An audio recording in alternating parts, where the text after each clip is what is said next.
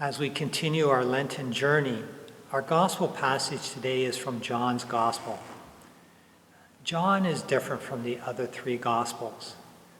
It can be said to be a spiritual gospel, as it has a unique emphasis on Jesus' divinity and his relationship with the Father. And this comes out in today's reading. Our gospel passage is part of the section of John where disputes occur over Jesus' deeds and words. The underlying question through this section is Jesus from God? At the beginning of this chapter, Jesus healed the cripple on the Sabbath. Afterward, Jesus dialogues with the Jewish leaders.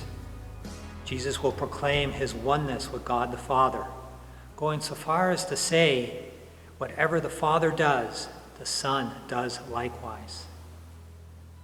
All this brings us to our passage from John.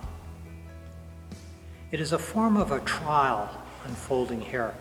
The Jewish leaders are challenging Jesus for healing on the Sabbath and proclaiming his oneness with the Father. Jesus responds with 3 points of reference on his behalf. John the Baptist testified to the truth. John declared that Jesus was the anticipated Messiah. And in the second point, Jesus has already done a number of healing miracles. These support Jesus' close association with God the Father. And then thirdly, the Father himself testifies on behalf of Jesus.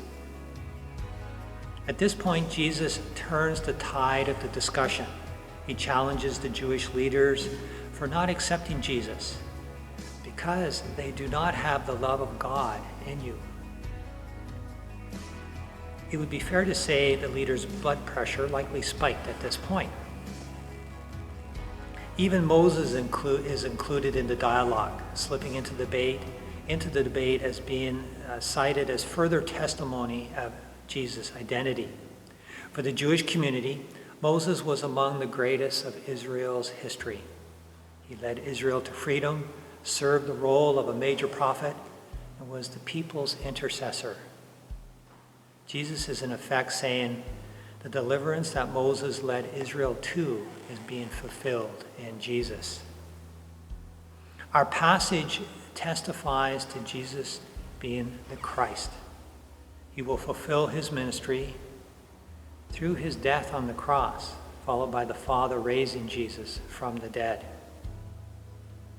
So what can we take from this passage from John? And I suggest 2 points. It reaffirms that Jesus is the Christ, the Son of God. And then secondly, the importance of love of God within one's self. At times it is difficult to recognize Jesus in our midst, in the events that are happening around us. What can help keep us grounded is to live out of the love of God, loving God and loving our neighbor. During this season of Lent, may we strive by God's grace to live the love of God in our thoughts and actions. At times, this is not an easy thing to do, yet it is what we are called to do as we journey with Christ to the cross.